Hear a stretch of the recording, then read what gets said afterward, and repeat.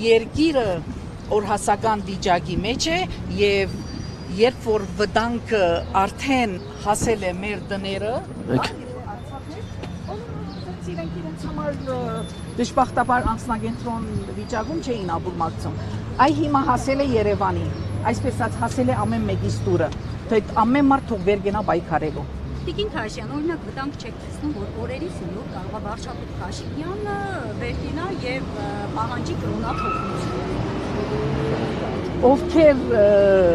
Ովքեր հիմա ընդունում են Նիկոլին կամ իրենց մեջ ուժ չեն գտնում պայքարելու, գուցե այդպես էլ անեն։ Ովքեր ամեն ինչին ենթարկվում են, ձեռք են սեղմում, այսպես ասած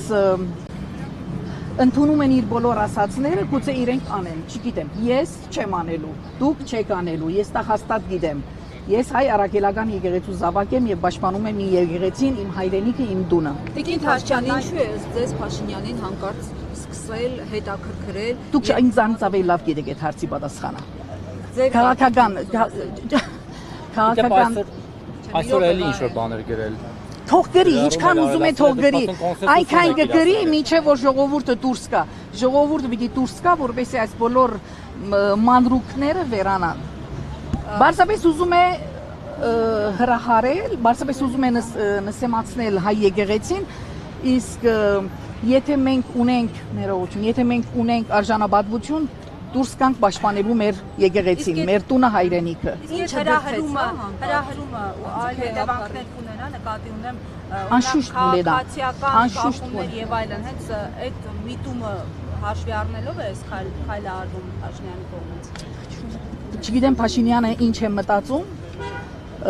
անշուշտ մենք կխուսափենք քաղաքացիական, որովհետև այս ամբողջ ծանր իրավիճակում մեր ցասումը չգիտենք ինչպես արտահայտենք եւ թեկուզ փողոցում երկու վարորդ իրար հետ սկսում են գրվել շատ վատ վերջանումա, որտեղ էներգետիկան այնքան վատ է, այնքան մարդիկ գերլարված վիճակում են, բայց միջոցը այդ բոլորից դուրս գալու միջոցը մեկն է։ Պիտի ձևազատվենք Փաշինյանից, վերջ։ Փաշինյանից եւ իշխանությունից։ Միջոցը դա է, ասում եմ պիտի կրթվենք։ Թող իրեն գրթի։ Փաշինյանի Իմ գրթությունը ինձ բավարար է։